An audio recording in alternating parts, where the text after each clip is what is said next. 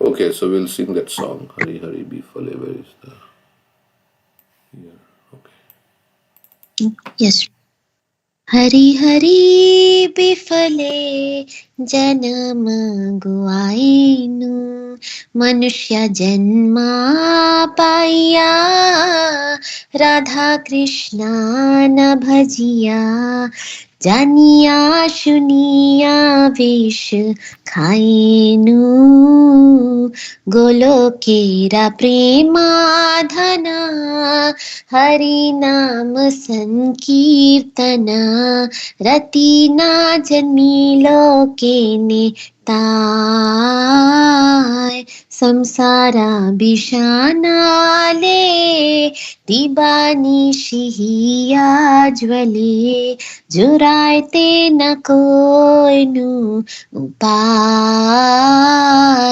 ब्रजेंद्र नंदन जय सची सुत होइलो से बलराम होइलो निताय दीनहीन जटा छिलो हरि नामे उद्धारिलो तारा साक्षी जगाय माधाय हा हा प्रभु नंदा सुता वृषभानु सुता जुता करुणा करो ए बारो नरोत्तम दासा कोई ना थेली हूँ रंगा पाए तुम बिन के आछे अमारो हरि हरि बिफले जन्म गुआइनु. Translation. O Lord Hari, I have spent my life uselessly, having obtained a human birth and having not worshipped Radha and Krishna. I have knowingly drunk poison. The treasure of divine love in Golok Vrindavan has descended as the congregational chanting of Lord Hari's holy names. Why did my attraction for that chanting never come about? Day and night my heart burns from the fire of poison of worldliness, and I have not taken the means to relieve it. Lord Krishna, who is the son of the king of Vraj, became the son of Sachi, Lord Chaitanya, and Balram became Nitai. The holy name delivered all those souls who were lowly and wretched. The two sinners, Jagai and Madai, evidence of this. O Lord Krishna, son of Nanda, accompanied by the daughter of Vrishabhanu, please be merciful to me now. Narottam Das says, O Lord, please don't push me away from your reddish lotus feet, for who is my beloved except for you?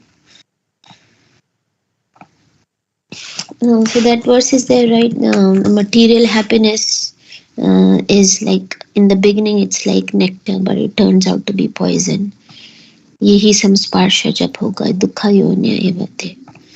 Also, another verse is there that what is the most amazing thing is that people are so incorrigible that they, instead of taking the nectar of the holy name, they drink poison by speaking everything else.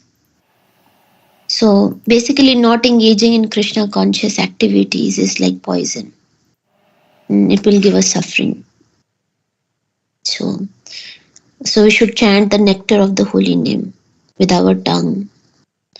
Then, we will develop our love for Radha and Krishna and go back to them in the spiritual world where there is always in happiness and bliss. Hasya parihasya sambhasani.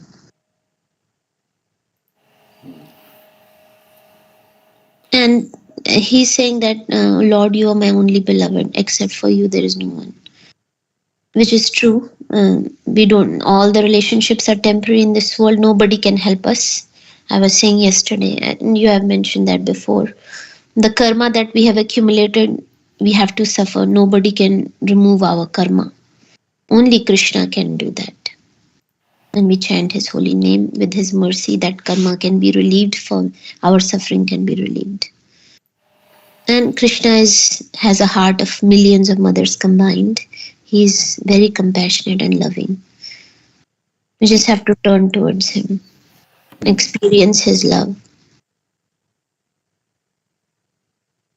Yeah, and it's a very joyful process also, right? To connect with Krishna is a joyful process. So Yeah, that I mean, we feel that taste and joy only. I mean, by Radharani's mercy, she's the Ladini potency. She's giving pleasure to Krishna. She also gives pleasure to us when we do our devotional service. When we don't commit an aparad, aparad means an offense towards Radharani. So, if we do devotional service without aparad, is when we feel the taste and joy.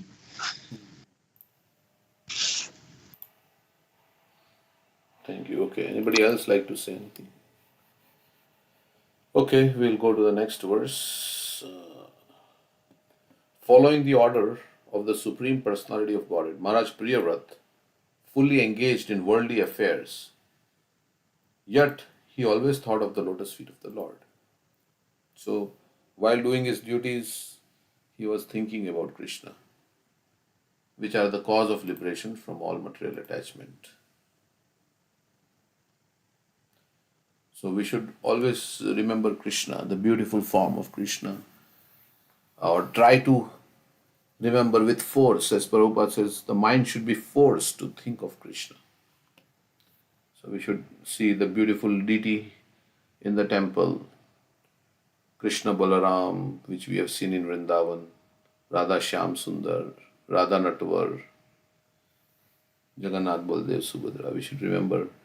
And as we remember Krishna, then we remember some of his pastimes also, whichever is your favorite pastime. So now Damodar pastime is coming up.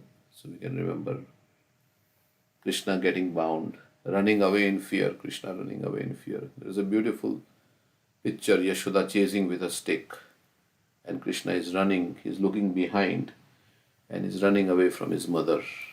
So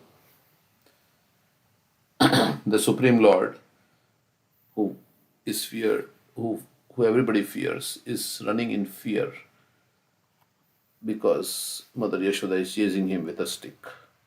So it is wonderful to remember like that Krishna's pastime.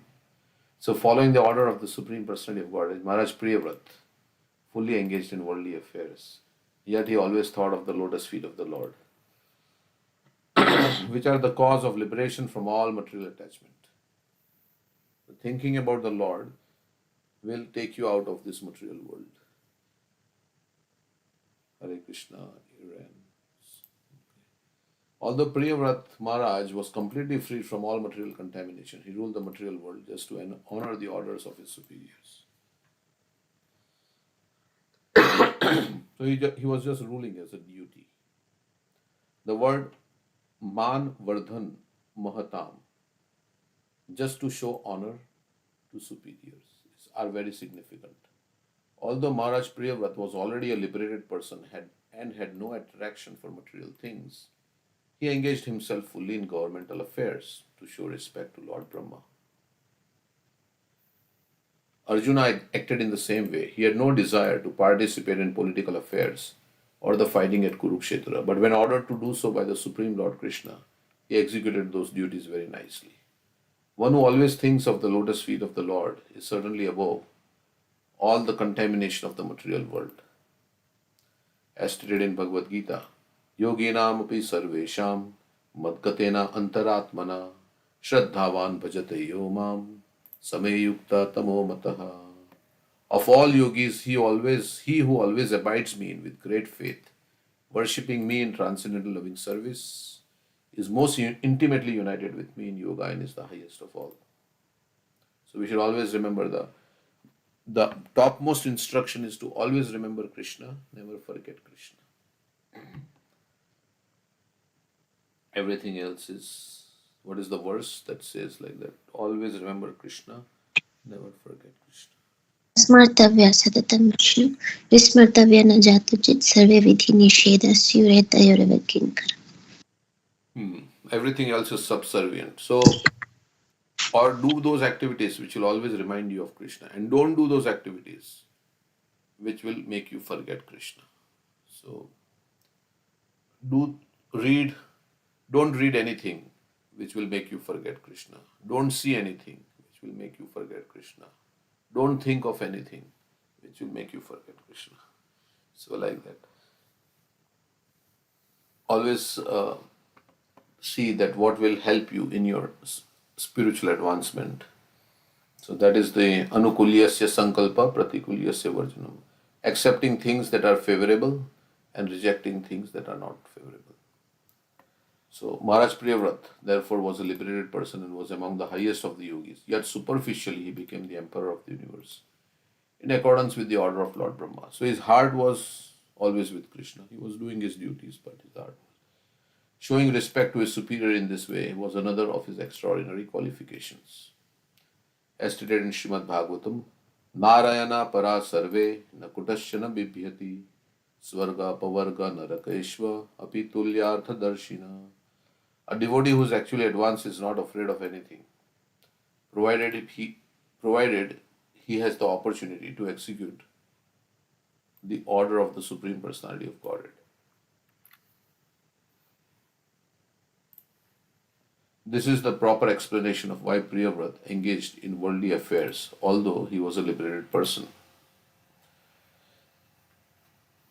Also, only because of this principle does a Mahabhagavat, who has nothing to do with the material world, comes down to the second platform of devotional service to preach the glories of Lord all over the world. So, Uttam Adhikari or Mahabhagavat devotee becomes a Madhyam Adhikari just to save others. So he speaks about Krishna, and so otherwise he has nothing to do in this material world. Like great souls, they come in this material world not for anything they want to accomplish here, but just to speak about the Lord and benefit others. So that is why they come here. Okay. So any other comments on this verse? Read the next verse. So then, thereafter, Maharaj Priyavrata married Barismati, the daughter of Prajapati, named Vishwakarma. In her, he begot 10 sons, equal to him in beauty, character, magnanimity, and other qualities. He also begot a daughter, the youngest of all, named Urjaswati. So he had a big family. Maharaj Priyavrata not only carried out the order of Lord Brahma by accepting the duties of government, but also married Barismati, the daughter of Vishwakarma, one of the Prajapatis. Since Maharaj Priyavrata was fully trained in transcendental knowledge, he could have returned home and conducted the business of government as brahmachari. Instead, however, when he returned to household life, he accepted a wife also. The principle is that one who becomes a grihastha, he must live perfectly in that order, which means he must live peacefully with a wife and children.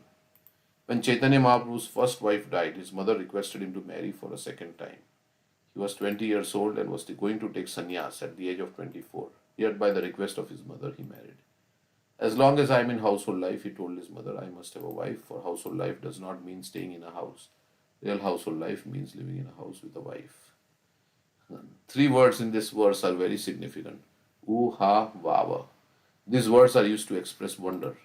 Priyavrata Maharaj had taken a vow of renunciation, but accepting a wife and begetting children have nothing to do with the path of renunciation. These are activities on the path of enjoyment. It was a source of great wonder, therefore, that Maharaj Priyavrata, who had followed the path of renunciation, had now accepted the path of enjoyment, which was the question of Parikshit Maharaj. Sometimes we are criticized because although I am a sannyasi, I have taken part in the marriage ceremonies of my disciples. It must be explained, however, that since we have started a Krishna conscious society, and since human society must have also ideal marriages, to correctly establish an ideal society, we must take part in marrying some of its members, although we have taken to the path of renunciation.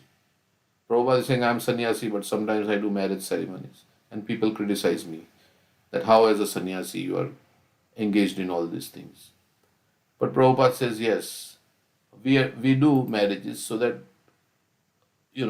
late children will be born, they will take on further this movement. So that is the purpose, right? Bhaktivinoda Thakur also wanted a child who would propagate Krishna consciousness. So, because this movement has to go on, and if devotees they have devotee children, then those devotee children will take on this Krishna consciousness movement further, because everybody will pass away from this world. So Krishna consciousness has to continue. Bhaktivinoda Thakur also prayed like that. So this may be astonishing to persons who are not very interested in establishing Devi Varnashram, the transcendental system of four social orders and four spiritual orders. Srila Bhaktisiddhanta Saraswati Thakur, however, wanted to re-establish Devi Varnashram. In Devi Varnashram, there cannot be acknowledgement of social status according to birthright, because in Bhagavad Gita it is said that determining considerations are guna and karma, one's qualities and work. It is this Devi Varnashram that should be established all over the world to continue a perfect society for Krishna consciousness. This may be astonishing to foolish critics, but it is one of the functions of a Krishna conscious society. Of course, you can make other children Krishna conscious also. It's not that you have to have your own children. But Prabhupada was saying that one time, one man was saying, why you are building so many temples when there are uh, already so many temples in need of repair? And so then Prabhupada said, so who is the lady sitting next to you? And he said, oh, she's my wife. So then why did you opt to have your own children when there are so many orphans, anath ashram, there are so many children?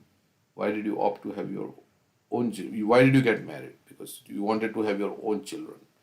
That is why you got married. But there are so many orphan children, you could have adopted any of them and taken them as your own child. But you wanted your own children. So similarly, he said, we wanted our own temples. Of course, everybody is Krishna's children. So when one becomes higher in consciousness, then he sees the whole world as Krishna's family. Vasudhaiva Kutumbikam. He says he sees everybody's child is Krishna's child. So that's a higher, but at least in Grihastha ashram, one has to take care. The purpose of Grihastha ashram is to have children and to make them Krishna conscious. That is, Prabhupada says, marriage is not more meant for sense gratification, but it is meant for procreation, so that one can have children, and those children can be made Krishna conscious. So that is so that they will take on this message further. And so parents have a great responsibility to give Krishna consciousness to their children. They should try their utmost best to make their children and Krishna conscious. So Prabhupada also, his father was trying his best. He was always saying, please bless my son so that he becomes a devotee of Srimati Radharani. To all saintly people he would invite and he would ask for this blessing. So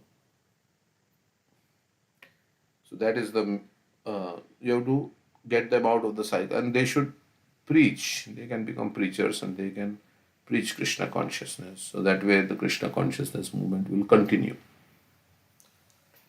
So like that. Okay. So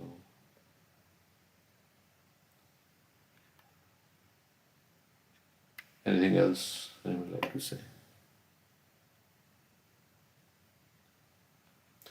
Okay, so then the 10 sons of Maharaj Priyavrata were named Agnidra, Idma Jiva, Yagnabahu, Mahavir, Hiranyareta, Krita Prishta, Savana, Medhatithi, Vitihotra, and Kavi. These are also names of Agni, the fire god. Three among these 10, namely Kavi, Mahavir, and Savana, lived in complete celibacy. Thus, trained in brahmachari life from the beginning of childhood, they were very conversant with the highest perfection, known as Paramhamsa Ashram. The word Urdhva Retasa in this verse is very significant. Urdhva Reta refers to one who can control sex life and who, instead of wasting semen by discharging it, can use this most important substance accumulated in the body to enrich the brain. One who can completely control sex life is able to work wonderfully with his brain, especially remembering. Thus, students who simply hear Vedic instructions once from their teacher could remember them verbatim without needing to read books, which therefore did not exist in former times. So Prabhupada is saying that those who are brahmachari, they have very sharp memory and they can remember everything just by hearing. So another significant word is Arbha Bhavat, which means from very childhood. Another meaning is from very Another meaning is from being very affectionate to children. In other words, Paramahamsa life is dedicated for the benefit of others. So that life is successful life which is meant for the welfare of others. And it is selfless. And of course, we can only do selfless if we are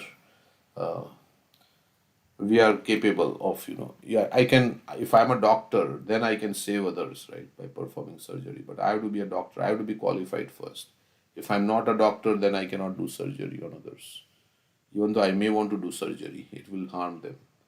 So we have to be qualified first, and then we can do surgery. Of course, in this Krishna consciousness, we preach, even though we may not be perfect, but because we are giving the perfect message, Prabhupada also said. We are giving the books of Srila Prabhupada. We are speaking what we have read in the books of Srila Prabhupada. So that is okay, even though we may not be. It is not like we have to become a pure devotee before we preach. No, we can preach whatever we know, whatever we have read. And you can always say, I am not completely surrendered soul.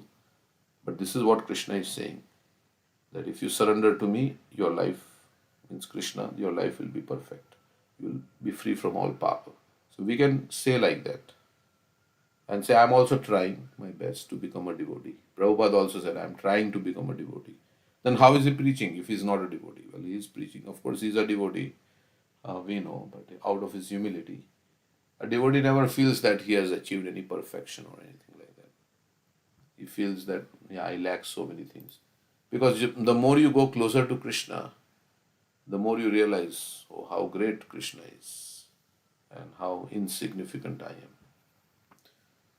So just as a father sacrifices many things out of affection for his son, great saintly persons sacrifice all kinds of bodily comforts for the benefit of human society. So I think this question was asked, right? Where was we reading? That is Bhaktivinoda Thakur really depressed or is in ecstasy? Did I hear that question somewhere? That because he's saying, I'm full of lust, and yeah, I was hearing one class, yeah, and that was there. So, is he really depressed because he's having all this anartha, he's feeling he has all the anarthas, or is in ecstasy? Whether, when he's singing the song Gopinath, he's saying, I am this, I am that, I have no good qualities, I'm full of lust, I have no attraction for you. So he's not depressed, but it is like he feels like that in his humble state, Dainya Bhav.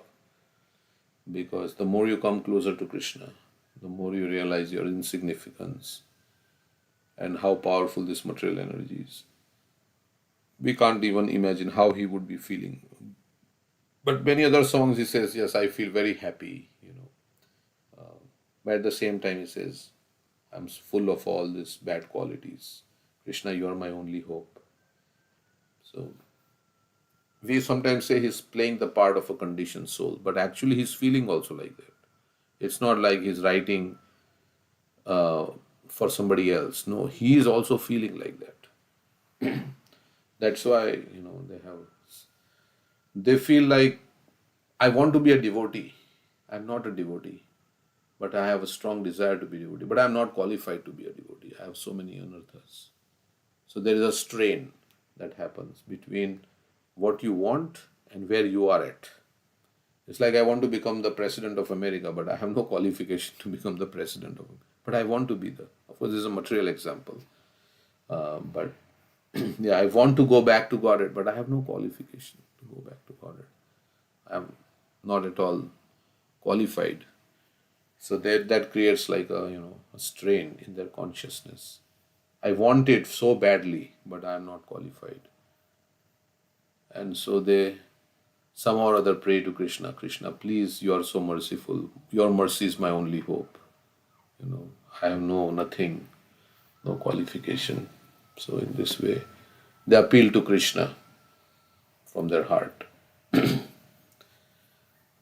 And it's up to Krishna, like it's a beggar, right? Beggar is very hungry.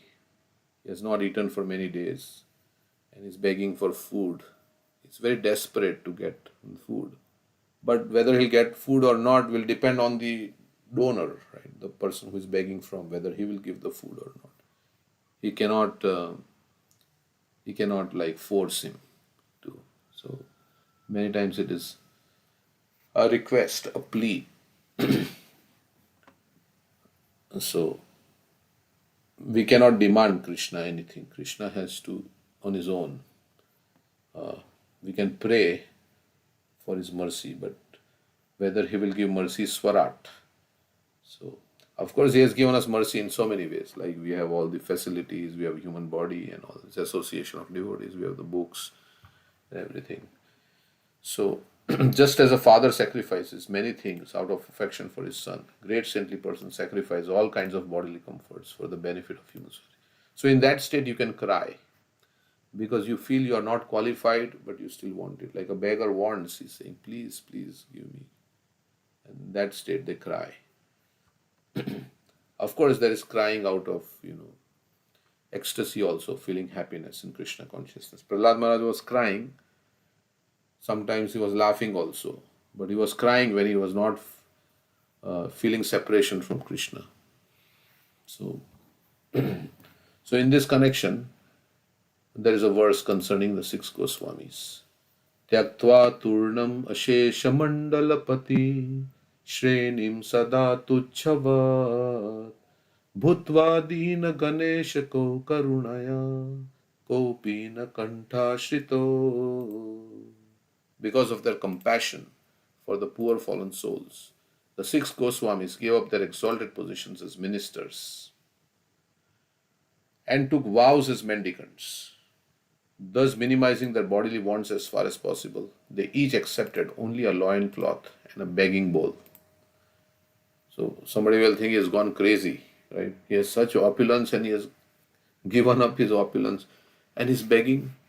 Why would they beg? They would do madhukari. They would go and ask everybody for some. Yes, they had so much money in Ramkeli, they had palaces they were living in and they were very important positions. And they gave that up and they became beggars in Vrindavan. Somebody will say, what is this? They've gone crazy.